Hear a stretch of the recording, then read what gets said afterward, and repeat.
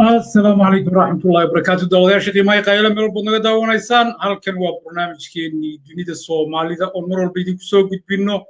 mar walba xaalka markaa ka jira geeska Afrika, shanta Soomaaliyeed iyo qurbo joogta Soomaaliyeed oo lagu daray lixda Soomaaliyeed ba insha Allah ilaa jiraado marba waxaan u aragnay inay muhiim tahay in bulshada Soomaaliyeed loo soo gudbiyo. Barnaamijkeena maanta marka ugu horeysa waxaan dhammaan daawadayaasha haddana daawanaya iyo kuwa dib ka daawan doonaba ka codsanayaa inaad faatixada u martaan shacabka Soomaaliyeed ee caasimadii qaranka Soomaaliyeed maalin walba loogu xasuuqayo sida naxariis la'aanta. shacabkaas oo ah mustaqbalkii iyo madaxdii ummadda Soomaaliyeed laakiin nasiib darro waayay dawlad ama hoggaan nabadgelyo ama sirdoon ammaankooda suga oo meeshaas iyada bedelkeeda niman calooshooda shaqaystayaal oo jawaasiis oo wadamo ajaanib laga soo abaabulay ay shacabka isaga ee birmageedada in wax dambi ah geysanay Soomaaliyeed maalin walba si arxan darro ah oo bini'aadamnimada islaamnimada ka baxsan mar walba dadka kala kacay. waxaan ilaahay qaadirka ka baryaa shacabka Muqdisho iyo dhalinyarada Soomaaliyeed la xasuuqay inuu ciidan degdeg ah u bixiyo oo hogaamin daacada oo shacabka Soomaaliyeed samata bixiya oo ammaankooda suga iyo ciidamo booliis oo waxtar ah oo dabagala mujrimiinta dadka lacagta siinaya iyo dadka maaragtay mujrimiinta maalin walba qarxinaya shacabka Soomaaliyeed dadka ayaga diin uma dagaalamayaan cadow lama dagaalamayaan waxa kaliya halka u joogan inaan wadanka Soomaaliyeed kor ku cin ilaa Soomaaliya lagala wareegayo ujeedadoodu waa in qaranka Soomaaliyeed burburiyaan indhahana ka tuuraan shacabka dadka u ah mustaqbalka oo dhan. waad aragtay wiilasha iyo gabdhaha Soomaaliyeed iyo maaragtay hoteelada Soomaaliyeed iyo bilicda magaalada Muqdisho say u ciyaarayaan. waxaan rabaa shacabka Soomaaliyeed fariintan iyada inaynan shaki gelin wax walba xasuuqa magaalada Muqdisho ka socda oo ka socday waxa mas'uuliyintooda iska leh madax ku sheega Soomaaliyeed ba iska leh oo ugu horeeya hadda Maxamed Cabdullaahi Farmaajo hooyo walba oo wiilkeedii la dilay iyo maaragtay qof walba oo qaraxyada shabaab ku dileen magtoodii dawladda federaalka ee Soomaaliyeed waa inay weydiiyaan waa inay dhiigii carruurtooda ka qaadaan madaxweynaha iyo ra'iisul wasaaraha iyo hay'adaha dawladdu waa inay magtoodii dhiibaan sababtoo iyaga sabab u ah shacabka Soomaaliyeed inay ammaankooda sugaan iyaga ka gaabiyay iyaga fursad u siibiyay shabaab inay meel walba intay gasho dukaamadii lacag baada ka qaado ay maalin walba lacag urursato ay maalin walba magaaladii joogto sababtoo ah hay'adihii sirdoonka mar walba qarax markuu dhaco Maxamed Cabdullaahi Farmaajo wuu aamusan yahay prime ministerku wuu aamusan yahay hadday aamusaan wax mustaqbala oo qorshe u deganna ma laha qarax geeriba Soomaalidu u dhiibaysaa dad mustaqbalkii Soomaaliyeed ah ayaa maalin walba qabuuraha lagu gurayaa si looga hortagana wax hawlo loo gelayo ma laha bal ee kuwa kaleeta ayaa booskoodii bedelaya. sidaa darteed waxaan ugu baaqayaa shacabka Soomaaliyeed ururada dhalinyarta haweenka aqoon-yahanada culimada diinka in madaxda beenta ee magacyaalka ee hay'adaha nabad sugidda Farmaajo wada aragtaan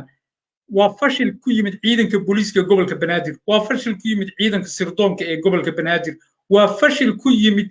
ciidanka xoogga dalka Soomaaliyeed intaba وفشل كل من هوجان كأرمها جدا انتابا وحاول مقعابا ضد مقعيالا أو شقدودي قبسنيني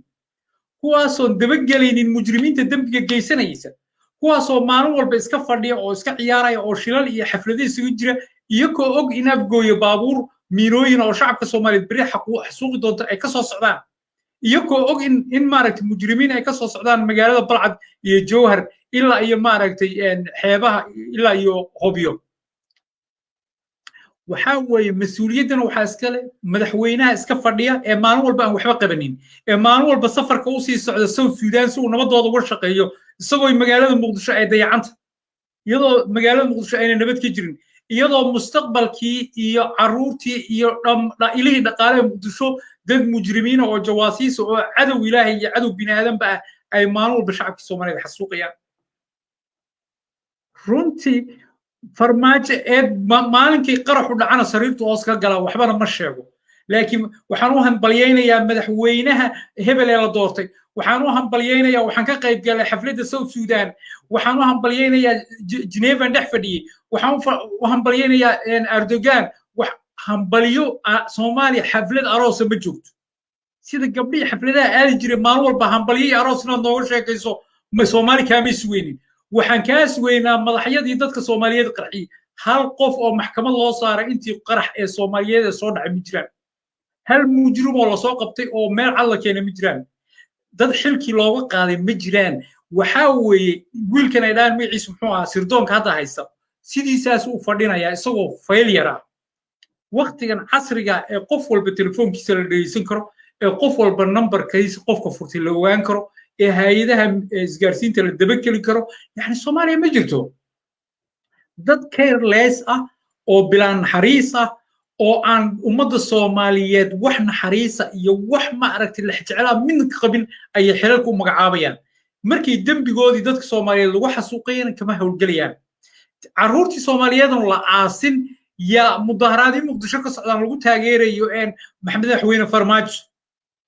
Soomaaliya ma taageeray maanta iyo dabaaldeg ba u yaala tacsiba u yaalay mustaqbalkii caruurtoodii ba ya gud ku jireen iyagoo dhan ba maalin walba la xasuuqayaa waxaa laga rabay Farmaajo inuu ku mashquulo sidii mujrimiintaas wuxuu ka qabtay kuwii ka horeeyay cid maxkamada keenay ma jiro cid la dabagalay ma jiro cid talaabo laga qaaday ma cid wax laga filayo waxaan u baaqayaa hooyooyinka Soomaaliyeed iyo shacabka Soomaaliyeed iyo culimada diinka in madaxweynaha Soomaaliyeed iyo ra'iisul wasaaraha Soomaaliyeed inay sida ugu dhaqsiyaha badan taliyaha booliiska gobolka Banaadir taliyaha sirdoonka iyo dhammaan wasiirka arrimaha gudaha saddexdaba xilka laga qaado waa haddii ay inna mas'uuliyad ay saarayaan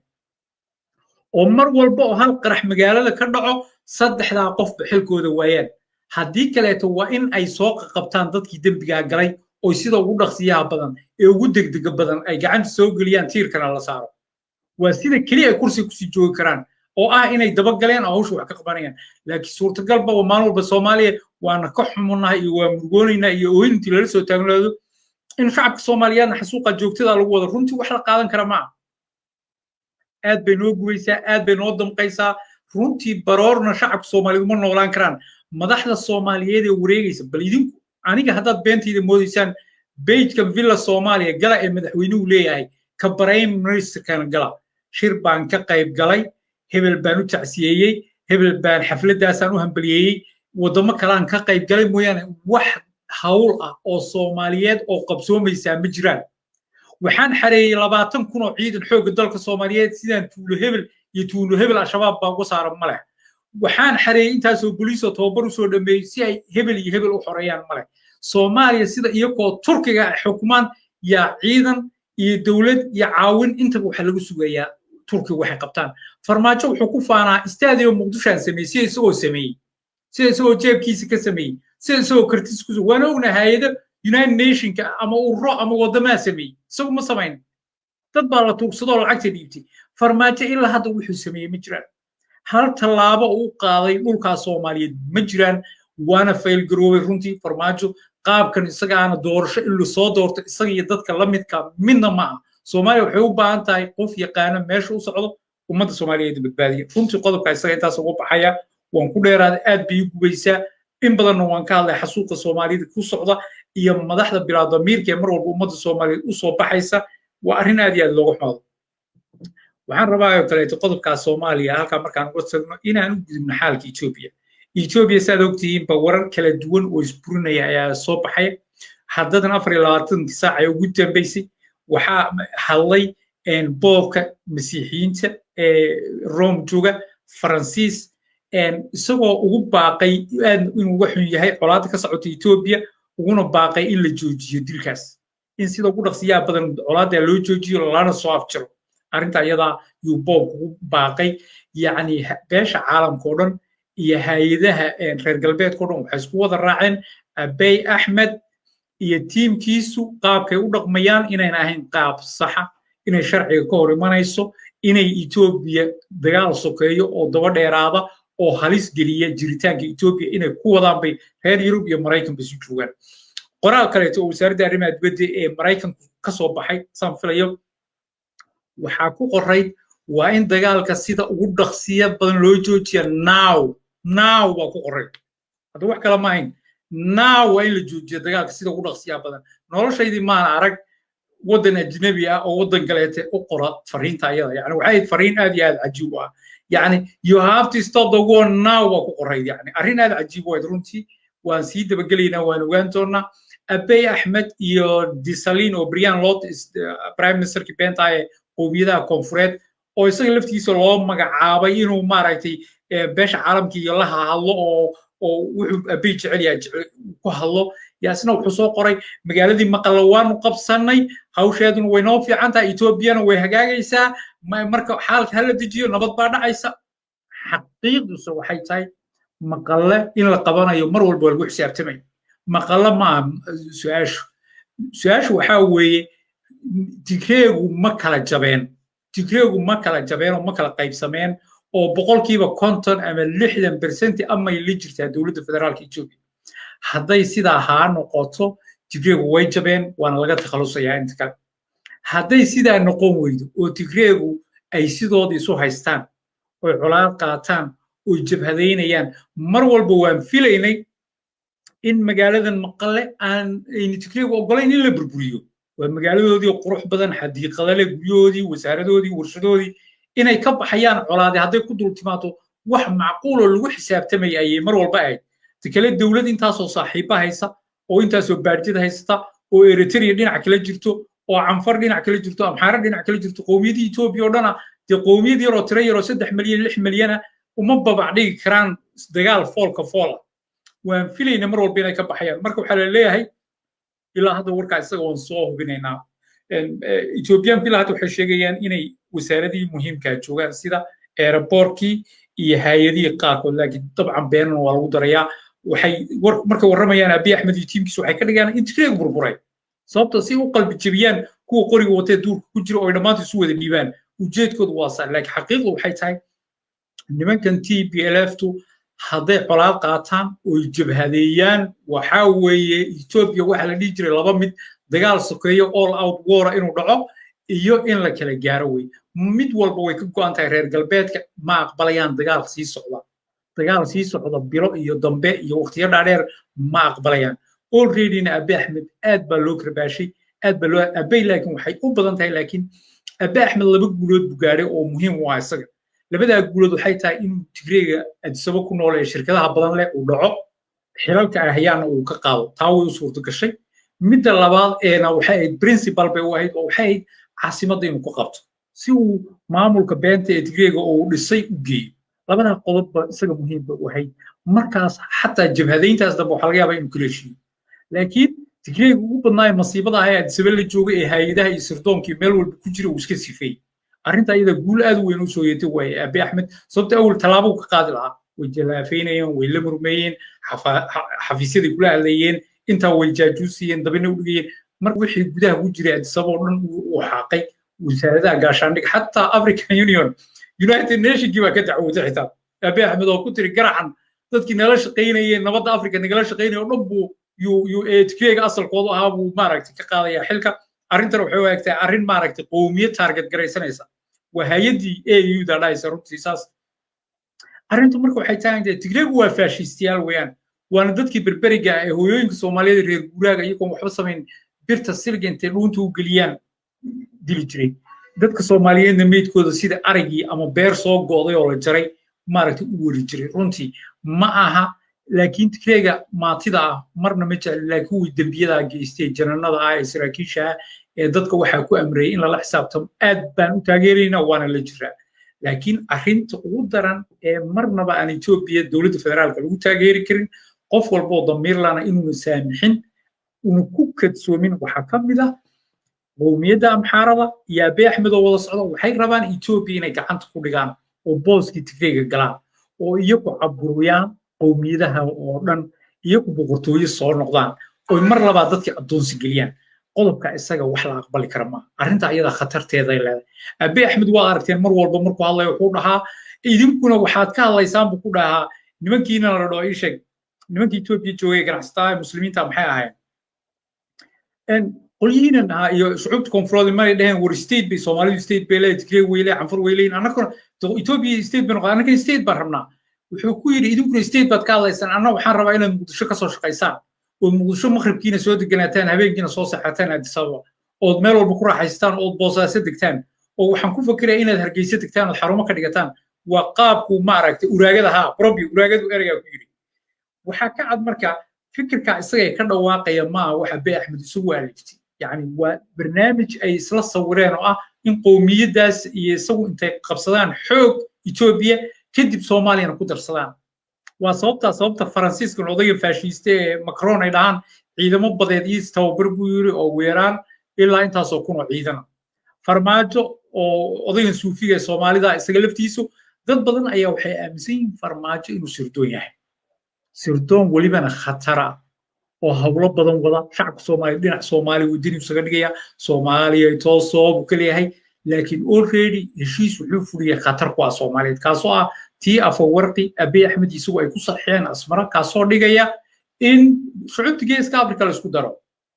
shucuubta geeska Afrika maxaa la isku daraa war Eritrea xuduudkeeda qofkii galo dhan way ka warqabtaa wayna kontroolaysaa waa dawlad jirta Ethiopia waa sidaas ilaa qof walba soo galo waa la kontroolaya Soomaaliya ma dawlad bay leedahay kontroolsha meshiiskay gasho marka waa halagu soo guuro Soomaaliya way waa Soomaaliya halagu soo guuro way marka farmaajo dad badan ayaa waxay aaminsan yihiin farmaajo ilaa hadda waad aragteen hay'adihii dega Soomaaliya oo dhan sirdoonkii dad buu dhiibtay wuu sifeeyay tartiib waad aragteen magaalada Muqdisho ciidamadooda awal dad badan oo habargiidira gaal qabaayil badan baa haysto kala duwan oo qaarkood iska qabiil yihiin oo reeri gacantiis ciidankii awoodii oo dhan buu soo keenay marka dambana waxaa laga yaabaa waddanka oo dhan nasiib wanaag waxaa lagu qayntay Puntland ciidankeeda isaga gacanta kuma wada hayo Jubbaland gacanta kuma wada hayo koonfur galbeedna kuma wada hayo iyo Somaliland kuma hayo marka Soomaalidu waxa ayma qabatay in ciidamo kala duwan meel kala duwan joogan laakiin ujeedkiisu waxa weeye farmaajo waxa uu qorshaysan qaab dictatorial dimuqraadiyad dhab ah qaabkeeda uma dhaqmaayo niyadiisu niyad wanaagsan uma eka runtiina shacabka Soomaaliya dictatornimo ma aqbali karaan dawlad dictatora oo dimuqraadiyad shacabka Soomaaliya waa shacab xor ah shacab muslina oo xor ah waxa kaliya ay Soomaalidu aaminsan waa dimuqraadiyad iyo qof walba oo Soomaaliya in la ixtiraamo oo qof walba oo Soomaaliya inuu fikirkiisa cabiri karo oo caalim culimada Soomaaliyeed meeshay rabaan mari karaan madaxweynuhu inuu yahay shacab la canaanan karo la cayn karo wax walba lagu samayn karo waxa weeye farmaajo marka dhowr ciladood buu leeyahay dad badan ayaa waxay aaminsan yihiin farmaajo inuu noqon karo agent nimankan maaragtay wadamada qaarkood waxay soo adeegsan qof jaajus oo shaqeynaya isaga waa lala shaqeyn hoos waxa la saga dhigin la nacab yahay xitaa mana la nacab laakiin wax walba isaga lala wada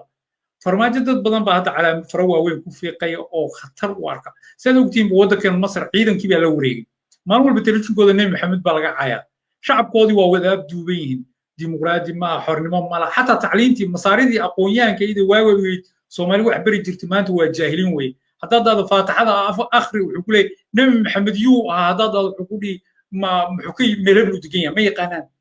shacabka Soomaaliyeed maanta waa dad xor ah Maxamed Siyaad Barre dictatornimo way ka diideen waxa ka diidaan shacabka Soomaaliyeed waa dad ilaahooda yaqaan rasuulkooda yaqaan diintooda yaqaan xor ah caalamka oo dhan yaqaan gabdhaheena yararka waad aragteen ilaahan Umar oo kale markay Mareykanka tagtay Trump yani afka ciid u dartay dad xor oo axraara way gabadheena kale modelkeed waad aragteen hay'adii ugu caansanaa modelka caalamka iyadoo joogtay bay kasoo noqotay lacag ima xukuntay tiri anu qof qiyam iyo dhaqan leh baan ahay oo muslim isqaawi xijaabka siib no ma yeelayay tiri gabdhaha Soomaaliyeed waa saas weeyaan waxaasna wax kale laguma gaarin waa xornimada lagu gaaray iyo dimuqraadiyadda iyo dadka Soomaaliyeed inay fikirkooda cabirayaan farmaajo waan canaanan karnaa wax walbaan ku dhahnaa maxamed siyaad barasiyaas oo kale Soomaalidu adoonsi rasmi ah ma gelin waxa Soomaalidu marka waa inay iska ilaaliso ciidamadooda iyo sirdoonkooda dadka loo dhiibay ee ajaanibtu wataan ee madax lagaaga dhigayo intii lagu soo tababaro waddan shisheeye sirdoonka loo dhiibay hadhowdii ciidankaagii xoogga iyo sirdoonkaagii yaa lagu afduubay markii lagu afduubana meelaad ka baxda mala hadhowdiina waa ku dhammaanaysaa Soomaaliyana saad ogtiin waa waddan qani ah oo taajira oo shidaal iyo wax walba ka buuxo indhaha caalamka oo dhan ku soo jeeda waddankan China la dhaho jidkan uu bixiyay jidka xariirta Soomaaliya wada maraysa jidka xariirta hadda aragtaan berbera ilaa boosaaso ilaa Soomaaliya weey يعني ماشي ugu badan ee vacuumka ee dhaqaalaha ugu badan uu China rabo suuqa ugu weyn adduunka Afrika oo dhan inuu ka dhigo Soomaaliya qayb ka tahay waa meelaha ugu muhiimsan weeyaan Soomaaliya marka waxay u baahan tahay hogaamin sax ah oo daacada oo dimuqraadi oo nidaam iyo barnaamij wata hadda wada aragtaan farmaajo waa joogaan iyo prime ministerkiisa ma nacay farmaajo waa nin adeerkay aan farmaajo nin wuxuu hayo qof ugu horeeya helayaan intaas albaabban farmaajo gil kara waligeena waxba imu yeelin runtii لكن ما ديدنين وحكومات شكتها بقر يتاجين وصارت كبديدين لكن برنامج كوتا فرماج برنامج كوتا وح برنامج عضو وتملك فرماج مركو سوي يستاهو ان سو اسكا عيار يا اركيسا سو هبل اسان ان وحبو قبت استاديوم يعني دد بدن او ولا هيبه waxay kuleeyeen farmaajo استاديوم wuxuu kooris u dhisay استاديوم muqdisho u dhisay استاديوم war wax de استاديوم muqdisho hay'ado enjoya dhisay oo wadamo kale leeyihiin suuq ma dhisin farmaajo wuxuu alifo shacabku intuu loo horsay barnaamijkaasan wataa intaasoo bilood intaasan ku qaban dadku Soomaaliya waa wadan burbursan weey waa wadan u baahan barnaamij cad marka waxa weey arinta ayada dawladda Soomaaliyeed oo fashilan ilaa hadda waxa la leeyahay ciidan Soomaaliyeed oo Eritrea lagu tababaray yaa dagaalka Itoobiya galay arinta ayada cadayn uma hayno propaganda rasmi ah inaan ka dhigno ma rabno waxa isku dayi doonaa cadaynayna arinta haday run noqoto oo wiilal Soomaaliyeed intii Eritrea loo qaaday dagaalka Tigreega la geliyo waa khiyaano qaran weeyaan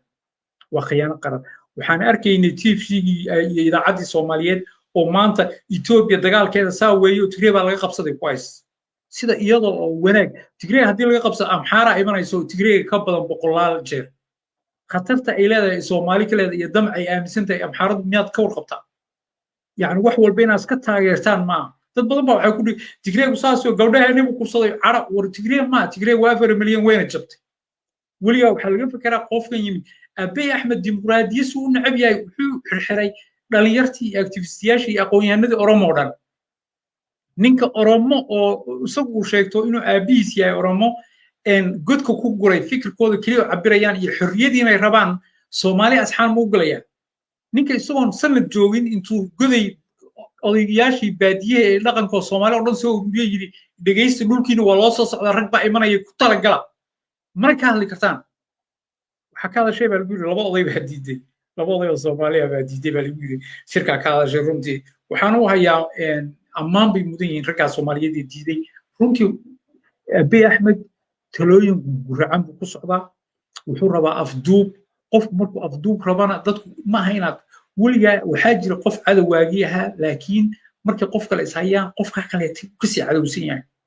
Abiy Ahmed niyadiisa iyo wuxuu rabo markaad fiiriso uurkiisa xadaya wax uu maaragtay soo wato muqdisho idinka lahaanay uraago maxaad soo waaraysan waxaad ku fakiraysaan adsabi iyo aan wax ka weyn baan idin hayaa dhulkii Soomaaliya wuxuu yiri hal ma dekad walba intaas oo bad oo Soomaali waan loo baahan yahay geeska Afrika loo baana shirki intuu caalamiga ku qayb galay wuxuu yiri loo baana East Africa shan wasiir gaashan dhigo East Africa timaada ama shan ra'iisul wasaare loo baana yiri hal wasiir baa matalay waxa loo baahan yahay yiri in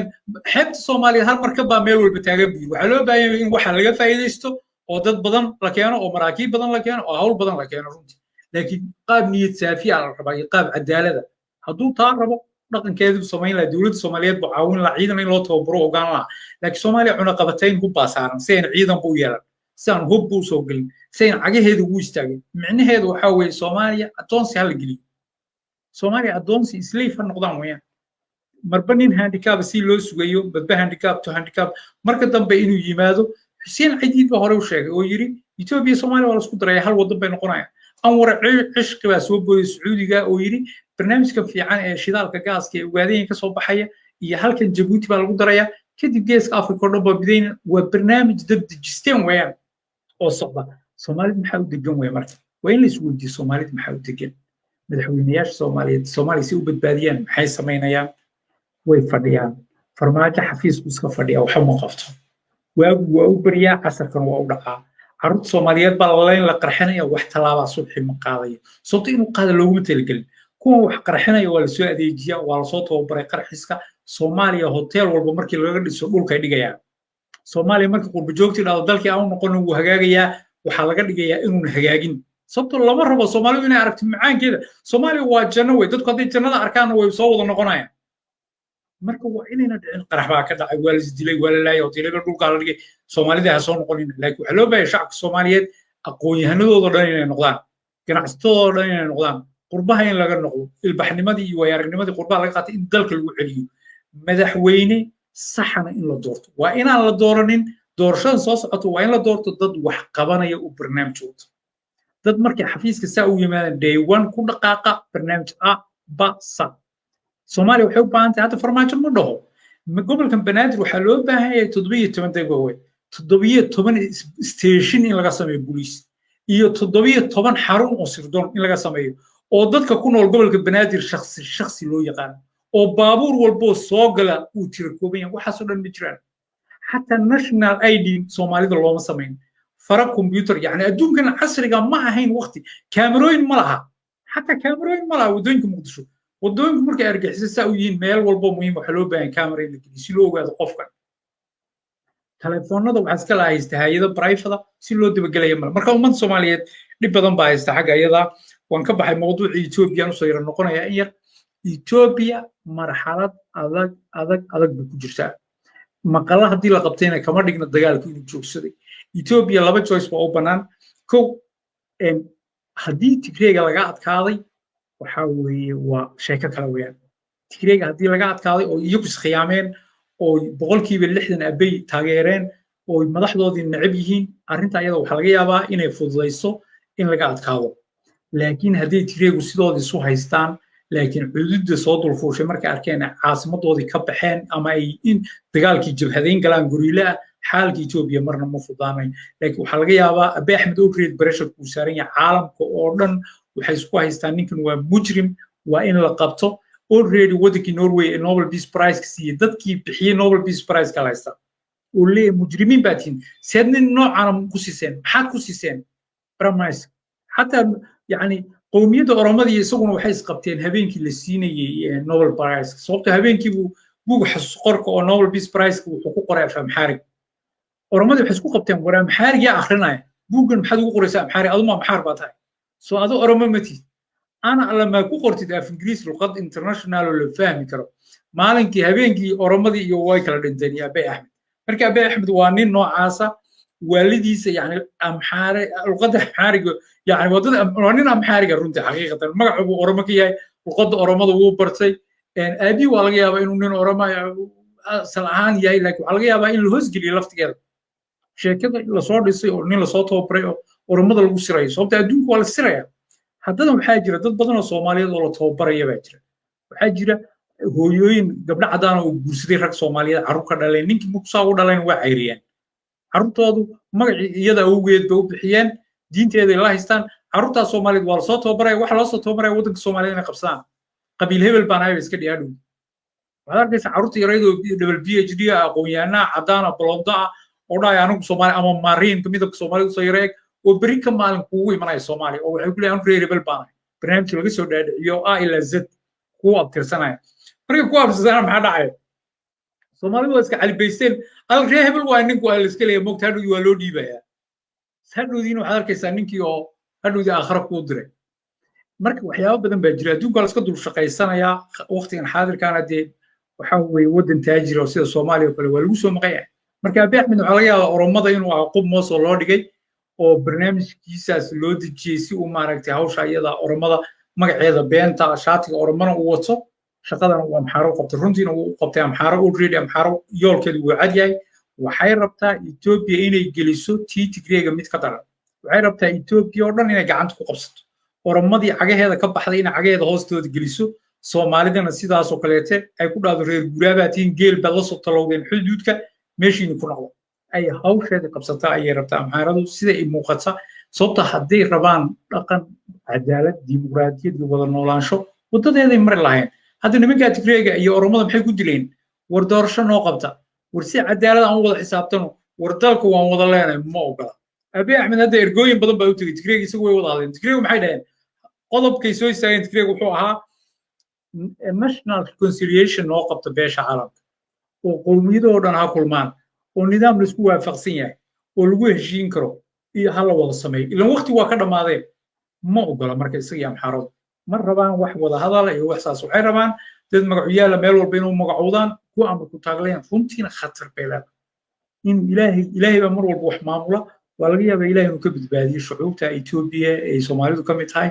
laakiin niyad wanaagsan maaha meel qof caqli leh uu taageeri karana maaha ilaa la arko runtii niyad xun baa meesha ka soo muuqasa laakiin waynu arkaynaa waynu la soconaynaa waxyaabaha ka soo kordha ee ka soo ziyaada arrinta iyada waxaan ku baaqayaa madaxweynaha federaalka Soomaaliya Maxamed Cabdullaahi Farmaajo iyo ra'iisul wasaare Roble in ma aragtay maalin walba shacabka Soomaaliyeed intii la xasuuqada aamusnaataan waa arrin maalin walba ay noqonayso inay idinku qayb ka tihiin dembiga inay idinku qayb ka tihiin xasuuqa waxaan idinku baaqayaa arrinta iyada si degdega oo emergency ah in al-shabaabku meel walba joogaan iyo cid walba oo gacan siinaysa la dabagalo shacabka Soomaaliyeed aan xasuuqan aad soo afjirtaan waa haddii aad Soomaali tihiin waa haddii aad bini aadam tihiin waa haddii aad dal iyo dad ka naxaysaan ummadda Soomaaliyeed way ku daasheen magaciyaal aan waxba qabanayn magaciyaal aan dan Soomaaliyeed aqoon magaciyaal aan wax xukumi aqoon war dalka Soomaaliyeed iyo mustaqbalka Soomaaliyeed ku ciyaarina war wadanka haddaydan xukumi karin kuraasta ugu muhiimsan ee dalka lagu xukumayo ku fariisanina waxa weeye maxamed siyaad bare jaamacadna kamuu soo bixin PhD holderna ma ahayn qurbahan iyo casrigana muuna arkin haddana waqtigiisi waa la weydiiyey isbedelku Soomaaliya ka sameeyay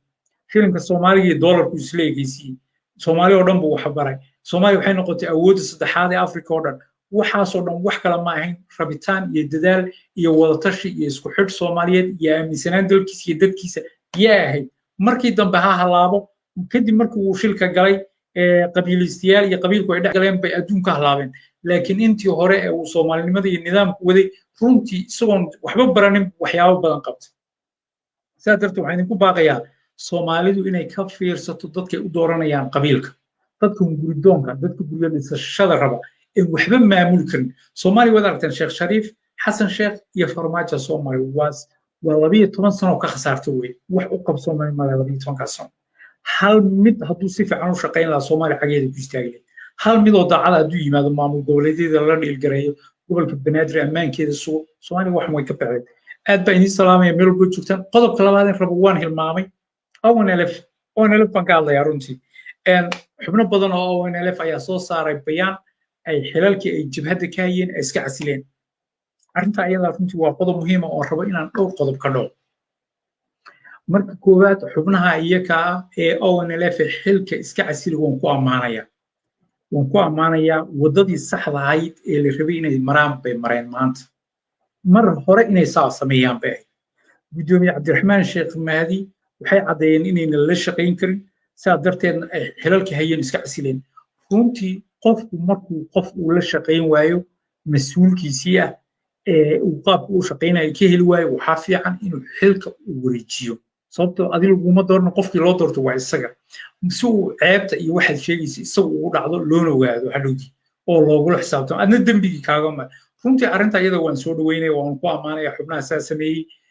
waxaana leeyahay dadku in lagula yaabo ma waxay sameeyeen waa sharci waana sax weeyaan waana waddo u bannaanayd haddii fikirka se u cabirayaan yahay Cabdiraxmaan hadduu ka diiday inuu la shaqeeyo hadduu diiday in taladii wax lagala qaato hadduu diiday in barnaamij sax oo danta u ah ummaddii iyo xisbigii uu ku dhaqaaqo xaq bay u leeyihiin inay dhahaan anagu dee qaladka kulama socon karno xilkiina ay ka degaan iyagoo wixii hawle kale u qaban karaan dadkooda iyo deegaankooda iyo xisbigooda samaynaya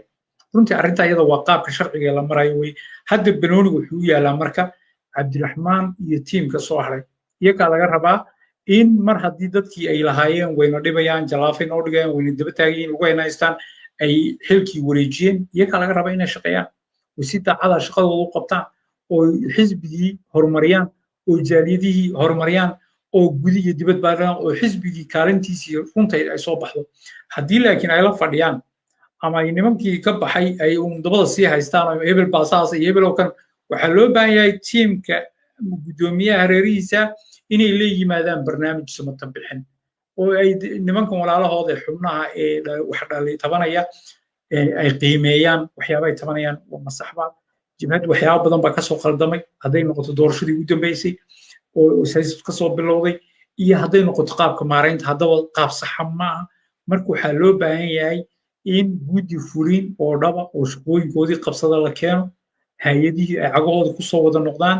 xisbigiina iyadoo kuwa ka baxay xilalka wareejiyena lagala tashanayo in nidaamka keliya ee xisbiga lagu horumarin karo ee dadkii soo halgamaya soomaaliyeed lagu horumarin karo in hawsha iyadaa laga wada shaqeeyo xubnaha waxaan leeyahay marka kuwa taageersan ragga walaalaheen iscasilay waa caadi weeyaan waddo saxay mareen oo fikirkoodii ah runtii eed kuma laha in aydan ka dhignin qadiyadii xisbiga laga baxay waxaa weeye cabdiraxmaan afar sano joogaya kadibna waqtigiisu way dhammaan kuwan kaleetana inayna u arkin nimankii inay qadiyadii ka baxeen oo isdacaayad iyo hebel iyo mashquul lagu mashquulay kuwan jooga waa inay shaqo ku mashquulaan iyo hawsha sidii loo wadi lahaa kuwa baxayna waxay ka biyo diideen sidii loo qiimayn lahaa wixii ay xaq u leeyihiinna loo samayn lahaa ee la sixi karo wixii aan la sixi karin iyagu ay ku khaldan yihiin inay ku khaldan yihiin loo sheego hawsha iyadana ONLF intaasan kusoo gabgabaynayaa maanta banooniguna wuxuu ag yaallaa cabdiraxmaan sheekh mahdi iyo tiimkiisu hadday barnaamij saxa oo cadaalada oo fayra ay la yimaadaan waa hawl ay maaragtay qadiyadiina dan u ah xisbigiina dan u ah haddii laakiin un ay iska fadhiyaan oo hebelo orodoo magaalo hebel igu soo sawira iyo sawirro iyo un soo dhoweyn iyo sheekay noqoto xisbigana horumar kuma noqonayo ummaddii halgamaysay agoontiina waxqabad uma noqonayso marka maanta guddoomiye cabdiraxmaan iyo tiimkiisa iyo tiimka soo haray waxa weeye mas-uuliyad baa idin saaran aad u adag dadkaas ku qanci waayey qaabkaasna hala ixtiraamo ma kuwaas xataa kuwa ka baxay hala ixtiraamo waa inaan la isdacaayadaynin waa inaan hebel baakana iyo farafiiqa la joojiyo guddoomiyaha iyo tiimka soo haray waajibaad baa u yaalla loo doortay waxaa laga rabaa waxqabad dhaba oon ahayn hadal oon ahayn sawir oo ah muuqda indhahoo dhanna maanta guddoomiyaha tiimkiisa kusoo jeedaan ragga walaalaha ee wax qoonsaday ee wax dhaliilayana insha allah waxaan rajaynaynaa inay qadiyadooda ayna ka tegin qadiyadooda qayb ka adaan guddoomiyahoodii adeecaan muddadu jooga ay adeecaan aynan dacaayadii iyo cadow u adeegsanin intaasaan maaragta kusoo gabgabaynaya barnaamijkan liveka maanta dhammaantiin ummadda soomaaliya meel walba joogtaan waa idin salaamaya walaalkiin khaliifa cabdi cali asalaamu calaykum